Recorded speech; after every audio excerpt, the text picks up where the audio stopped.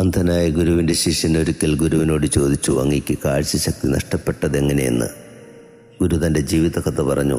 പണ്ട് താനും ശിഷ്യനായിരിക്കവേ തൻ്റെ ഗുരു മറ്റു ശിഷ്യന്മാരോടൊപ്പം തന്നെയും ലോകത്തിലെ ജനങ്ങളുടെ വേദനകളും സങ്കടങ്ങളും കണ്ട് തിരികെ വരുവാൻ പറഞ്ഞയച്ചു.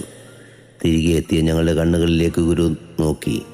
എൻ്റെതൊഴികെ മറ്റെല്ലാവരുടെയും കണ്ണുകളിൽ ഈറനണിഞ്ഞിരുന്നു. അപ്പോൾ ഗുരു എന്നോട് ചോദിച്ചു, മറ്റുള്ളവരെ നൊമ്പരങ്ങൾ കണ്ടിട്ടും നിറയാത്ത നിൻ്റെ കണ്ണുകൾക്ക് എന്തിനാണ് കുഞ്ഞെ കാഴ്ചശക്തിയെന്ന്. അന്ന് ഞാൻ ദൈവത്തോട് പ്രാർത്ഥിച്ചു, ദൈവമേ, എൻ്റെ ഈ കാഴ്ചശക്തി തിരികെ എടുത്തുകൊള്ളുക. അന്ന് നഷ്ടപ്പെട്ടതാണ് എൻ്റെ ഈ കാഴ്ചശക്തി.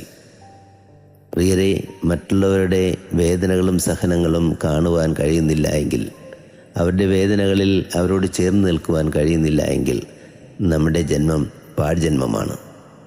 നമുക്ക് ചുറ്റും നോക്കാം.